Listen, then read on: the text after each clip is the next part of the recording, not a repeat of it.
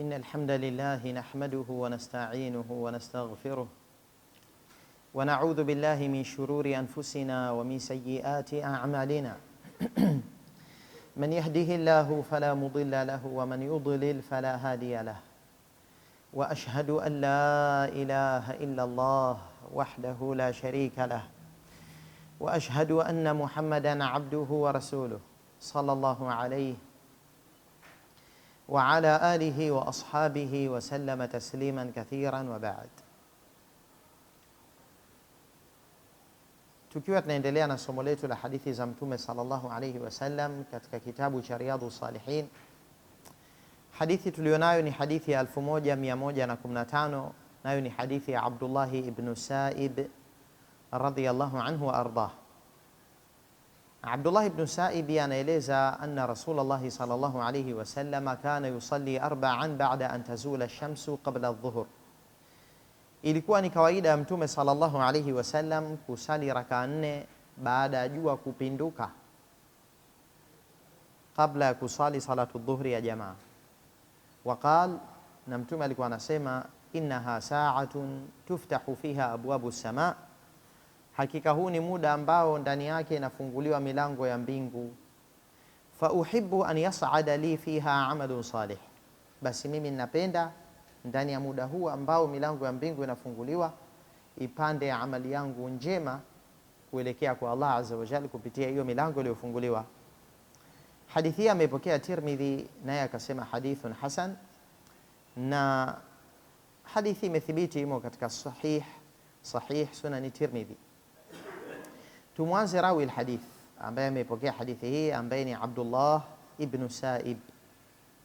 Abdullah ibn Sa'ib ibn Abi Sa'ib ni jina la huyu sahabi, na Abu Sa'ib ndio babu yake ambaye jina lake ni Sayfi ibn Abid ibn Umar ibn Makhzum ibn Yaqadha ibn Murrah al-Qurashi al-Makhzumi al-Makki. Huyu ni mtu ambaye ameishi Maka, na bwana Abdullah ibn Sa'ib alikuwa ni al-qari wa Qur'ani mzuri. Sahaba ambaye anatusimulia hadithi hii, Abdullah, alikuwa ni qari wa Qur'ani mzuri, na akijulikanwa kwa sifa hiyo al-qari, msomaji wa Qur'an ambaye anafundisha watu al-Qur'anul Karim. Na babake huyu ambaye ndiye Asaibu, baba mtu, aliwahi kuwa mshirika wa Mtume sallallahu alaihi wasallam katika biashara. Bwana Asaib alikuwa mshirika wa Mtume katika biashara ambayo aliifanya Mtume sallallahu alaihi wasallam kabla kupewa utume alaihi salatu wassalam. Kwa baba mtu kapata fursa ya kuwa mshirika wa biashara ya Mtume, na bwana Abdullahi mtoto mtu ambaye ndiye mhusika wa hadithi yetu, yeye alisilimu siku ya kufunguliwa Makka. Kwa hiyo yeye alikuwa ni katika masahaba wadogo, sio katika wale wakubwa walioishi sana na Mtume sallallahu alaihi wasallam, lakini alikuwa anapenda kuwa karibu na Mtume alaihi salatu wassalam. Hata anasimulia, anasema alitusalisha Mtume salatul fajri pale Makka, akaanza kuisoma Mtume suratul Mu'minun mpaka akaja akatajwa Musa na Haruna alayhim assalam, na pia ikawa zile ayat zimekuja kuzungumzia habari ya Isa. Mtume akashikwa na kikohozi alayhi salatu wassalam, akashindwa kuendelea, akarukuu. Tukio hili analisimulia Abdullah kwa sababu alipenda kuwa karibu na Mtume sallallahu alayhi wasallam, na alishiriki naye katika sala mpaka akadiriki mambo kama hayo. Kwa alikuwa ni mtu ambaye anawafundisha watu Qur'an pale Makka, na yeye alijifundisha kwa Ubay ibn Ka'ab ambaye ni sahaba mashuhuri katika jambo la al-Qur'anul Karim, hafidh wa Qur'an Ubay. Na yeye pia akawa ni mwalimu wa watu wa Makka. Hata mwanafunzi wa Ibn Abbas Mujahid kajifundisha qiraa kwa huyu, yani ule usomaji wa Qur'an katika utaratibu sahihi na kwa ahkam. Na walikuwa watu wanajivunia watu wa Makka kwamba wanaye qari huyu ambaye ni katika masahaba wa Mtume sallallahu alayhi wasallam.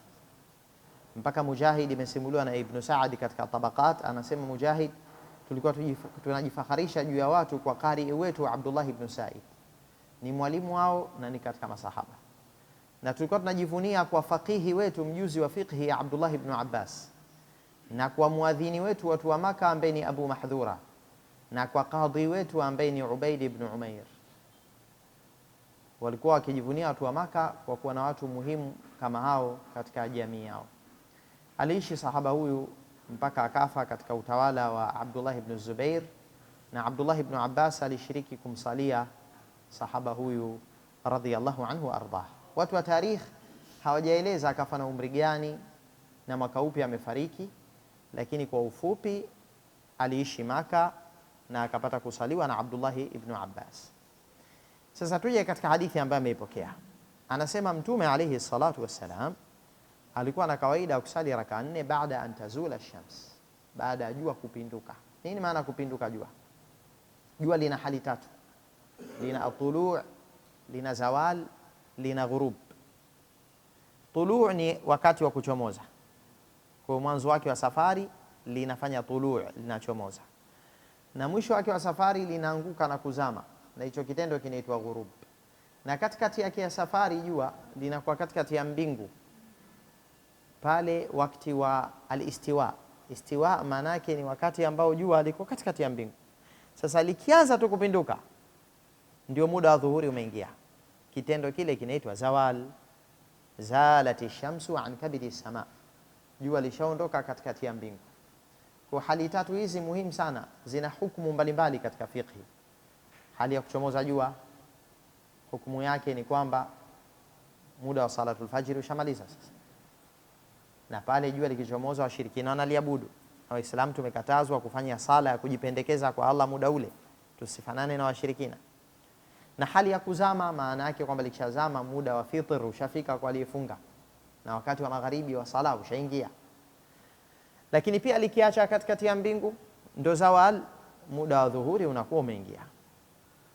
Na ukiingia muda wa dhuhuri watu wanasali ile kabla ya dhuhuri, na ule ni muda muhimu sana Muislamu kuujua, kwa sababu milango ya mbingu inafunguliwa, amali njema zinatarajiwa kukubaliwa na dua kujibiwa.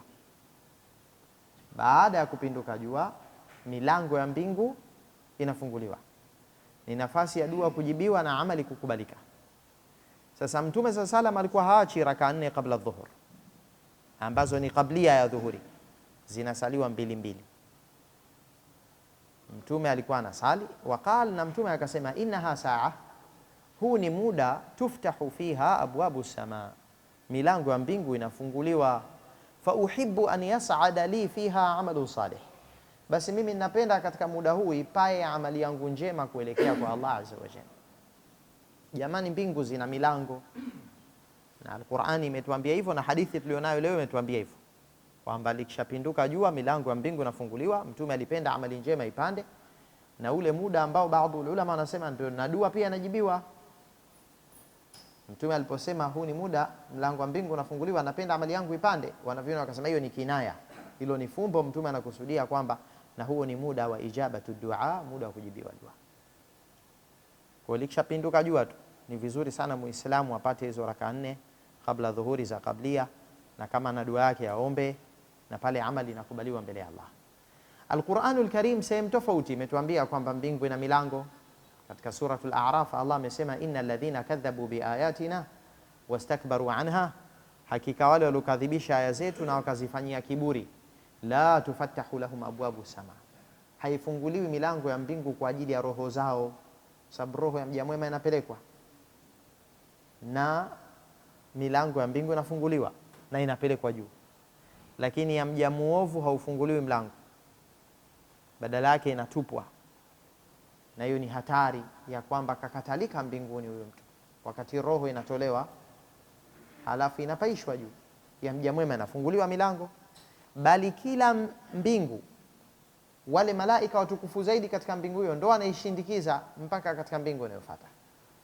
Lakini mja muovu haifunguliwi milango ya mbingu. Qur'ani inatuambia hivyo, walofanya jeuri wakakadhibisha, la tufattahu lahum abwabu sama wala yadkhuluna aljannata hatta yalija aljamalu fi sammi alkhiyat, wala hawaingii peponi mpaka ngamia apenye katika tundu ya sindano.